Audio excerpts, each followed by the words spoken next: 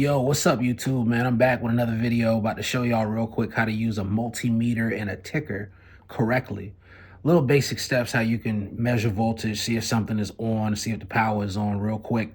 Let's just go ahead and get straight into the video. I know y'all want to see it. Enough of me talking. Make sure you hit that like and subscribe. Drop down in the comments if y'all like the video, if it was helpful. Let's get it. All right, so never mind the clutter it is that we got here. Right here we have our ticker, our non-contact voltage detector right here. First off, in order to use this, you want to press this button to turn it on, because we want to check it first on a live source to make sure it works before we start checking stuff. So we'll check it here on this live source. We know that that's on now. So now we know that if this thing goes off, we know that it's going off because it's going off. There's something live. We know there's power in this cable because we just checked it. There's power in all these cables. And before we stop, we want to make sure we check it again to make sure that nothing happened or it didn't fail during the test, and that something's really off and that this isn't off. So we recheck it and we're good. We know that this works. So now we're ready to test things. Now let's get into the meat and potatoes. So we have our multimeter right here. All right, made by Fluke. Fluke's probably the best meter you can get out there. They make some that are cheaper. Fluke does not fail and they have lifetime guarantees. So right here, let's just take a look at this real quick. Let's see if I can change this autofocus lock thing right here. All right, so right here we have alternating current. We can tell by the wavy line right there. Then we have direct current, which is that straight line with the hashed line that stands for direct current, or DC, and that's AC. This is continuity, which tells about the one, you can read grounds with it, and two, you can tell about if something is connected. So if I was to put something on one piece of metal and go to another, I'll show you in a second, just hold on to that thought. Then this right here is the amps for the amp clamp right here. You just put this around the cable and then it'll read how many amps it is if you take it up to that right there. And it'll tell you how many amps it is in AC. So let's just start off with, well, first off, let me show you about the leads. So turned off, your leads are these. These are called leads, and they're the ends of your actual meter. So you want to put those into the right colored slots. It's red and black, and you'll see on the bottom, it's red and black. So you want to make sure you put those into the right place. When you're reading batteries, it's essential to do that correctly, or else everything will read negative if you put it on the wrong one. So first off, let's check this out. Let's turn on the AC. So with these leads, what you want to do is you want to actually put the leads in the correct, well, it doesn't matter which one you put it in, but you got to put it in a slot like this, the correct slots. The short one right here on the right is hot, and then this other one on the left is neutral. In AC, it doesn't matter which color you put in there, it's going to still give you your voltage. So turn on this light so you can see. It's telling me I got 120 up there. Usually in a house, 120, 115 to 125 is usually typical. That's what you're gonna find in a house. So we know that that's on, that's hot. It's letting us know we're reading the voltage, not the amps, with the voltage. The voltage is the sting. Amps are what pushes the actual voltage through, so that's the current. It'll kill you. It only takes 0.2 amps to kill somebody. This is random knowledge. So that can be as simple as changing out a light bulb.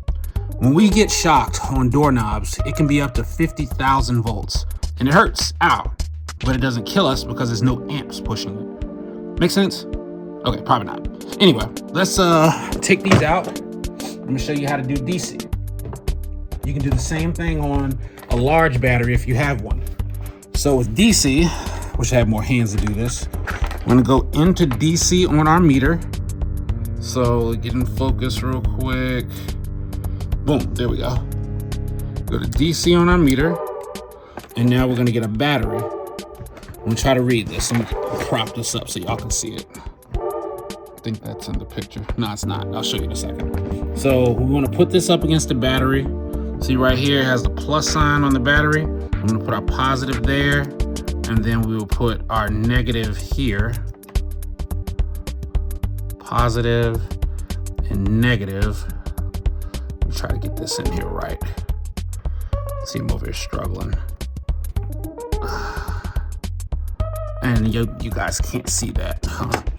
Let me see if I can prop this up a little bit. There we go. Now it's a little bit more in focus. All right. Kind of, sort of, kind of. There we go. All right.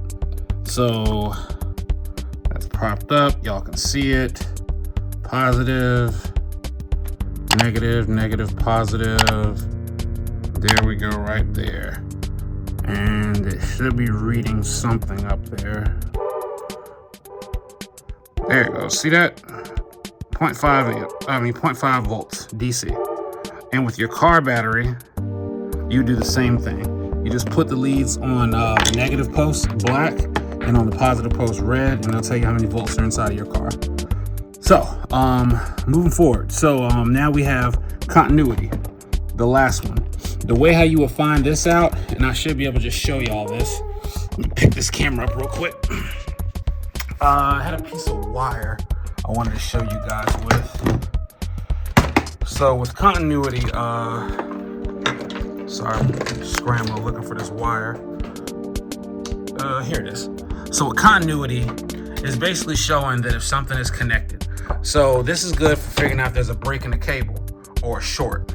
So what you want to do is first put in the continuity is reading out of limitations, which is because right now these two is showing the infinite amount of resistance in the air. That's why it's saying out of limits, not out of electricity, out of limits. So now what you want to do is in order to make this work or show you how this will work, I'll bend this like this. It'll beep if these two are connected. So put that there on this one, and if I put that there, and it's showing how much resistance is there. This right here is reading, let me show you how to read it real quick. This is ohms. These are tangled, that's why it's giving me such a hard time. All right, so put this here, and put that there. 0 ohms, and it's showing you that it's connected. Now, if this weren't one solid piece, or if there was a break right here, let's say if this was 20 feet long and there was a break in the middle, it wouldn't beep. Now, how in the world would you measure that? The thing is, before you want to run it, if it's still on a spool or however it is, you would want to check it while you have both ends in front of you. Once you're kind of out there, you got to use this other thing called like a phone system, where the phones are tied together. One end has clips on it, and the other end has clips on it, and it has one line that's ran all the way through to connect the two phones. Once you put the clips on, if you can talk to the person on the other end, then it'll show you that it's connected. But that's a whole different story, that's ohms. But these are the basic functions of the multimeter. Remember, don't try to do anything it is that you're not sure about. Stop and call an electrician. A lot of DIY stuff doesn't really show you how to go over these and how to use these. There are many other meters that do different things, but that's the basic functionality of these meters. And again, this is for reading voltage and also continuity and direct current. This does not read direct current, and it does not read through metal. So if you have something metal, like a, let me show y'all real quick. Something like this over here in my panel, this will not read through this. This is hot, but you will not know that because it does not read through metal. That's for my microwave. It's running over there. So anyway, that's pretty much the tutorial on the multimeters. You guys let me know what y'all think down below. Comment, let me know what you think, if it was helpful, what else you want me to go over with electrically, and have a good day. Have the day you deserve. Critics Lounge, baby. Yeah. All the care, the support. I thank you for that. That's what kept me going. That, knowing I'm nice. So I can just say whatever I feel pretty much.